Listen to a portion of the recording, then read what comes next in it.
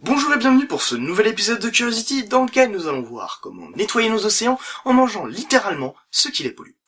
Depuis la nuit des temps, l'homme se nourrit de ce qu'il trouve dans son environnement, et du fait que les populations humaines sont étalées sur toute la surface du globe, cela engendre des cultures gastronomiques complètement différentes en fonction des espèces présentes. Ainsi, on peut se retrouver à table accompagné de bœuf ou de mouton, mais aussi de tarentules frites, de vin de souris ou de graisse de baleine. Il faut bien sûr garder en tête qu'il est tout aussi bizarre pour nous de regarder un chinois manger des brochettes d'hippocampe que pour lui nous voyons consommer des escargots.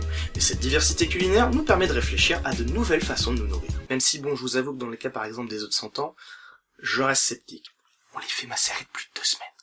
Mais dans d'autres cas, on peut passer à côté de ressources alimentaires insoupçonnées et très importantes de par notre manque de connaissances ou de la société dans laquelle on vit. Aujourd'hui, on va donc s'intéresser à un des animaux les plus détestés au monde et les moins appétissants, mais qui pourrait finir dans nos assiettes dans les prochaines années.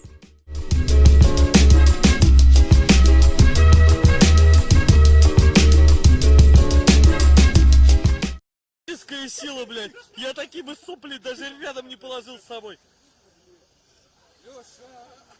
Vous l'aurez compris, aujourd'hui on va manger de la gélatine, mais on va voir ça étape par étape, et d'une façon disons plus raffinée.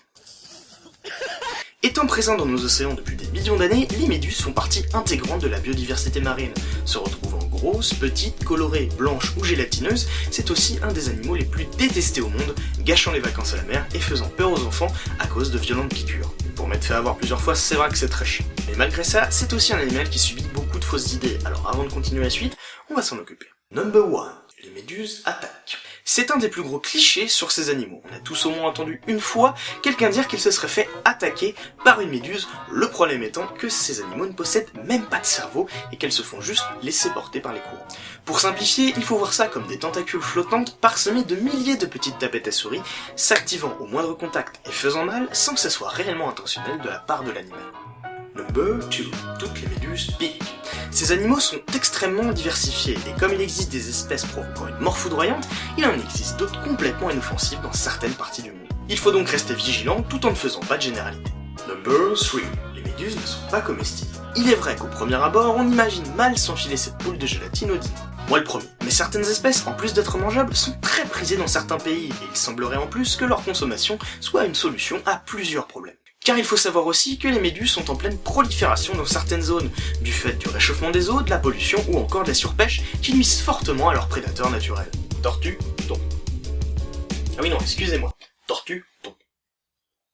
Et de ce fait, les méduses sont parfois en pleine expansion, devenant une menace pour la biodiversité océanique. Et aussi bizarre que ça puisse paraître, la solution pour réduire les populations pourrait être de les manger. Alors effectivement, de notre point de vue européen, cela paraît comme quelque chose d'un peu farfelu, mais c'est une forme de cuisine très répandue et diversifiée dans les pays asiatiques et qu'on ne connaît presque pas en Occident. Cela s'explique principalement à cause de ce qu'on appelle la culture du goût que nous possédons en Europe, qui est celle des arômes et des saveurs, et qui est différente de la culture des textures très prisée en Asie. De plus, les ressources de poissons étant en baisse, se rabattre sur la pêche à la méduse semble alors une bonne solution de substitution, débarrassant les océans du surplus au passage. Il semblera alors qu'en s'ouvrant à de nouvelles cultures, des pays puissent avoir accès à une nouvelle forme d'alimentation à travers les méduses qui dans quelques années risquent d'être en très grand nombre. Mais y a-t-il vraiment un intérêt nutritif à les manger ? Car la méduse a aussi la réputation d'être constituée à 98% d'eau, ce qui n'est effectivement pas très nourrissant. Et malgré ça, elle contient aussi des glucides et des protéines qui sont bons pour notre organisme, même s'ils sont en petite quantité. En clair, cela ne remplacera jamais un steak, mais c'est une source de nourriture viable, du moins en théorie. Il faut savoir que ces animaux sont en capacité de filtrer l'eau, et les principaux experts opposés à l'idée d'une consommation mondiale des méduses avancent l'argument que du fait de cette capacité, il serait dangereux d'en consommer lorsque des eaux seraient polluées, contaminant ainsi ces animaux. Et c'est vrai que de se retrouver en face d'une soupe assaisonnée aux métaux lourds, c'est pas très vendeur. La question de faut-il manger les méduses est donc encore ouverte, mais la vraie question est, a-t-on vraiment le choix ?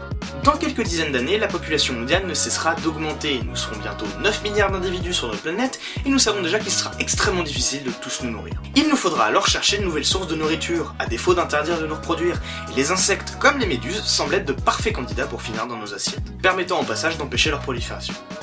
Ce qui est bien.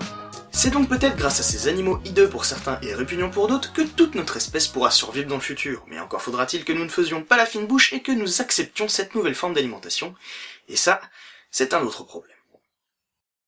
Merci d'avoir regardé cette vidéo jusqu'à la fin. Si vous l'avez aimé, n'hésitez pas à l'exprimer à travers un commentaire, un like ou en vous abonnant à la chaîne.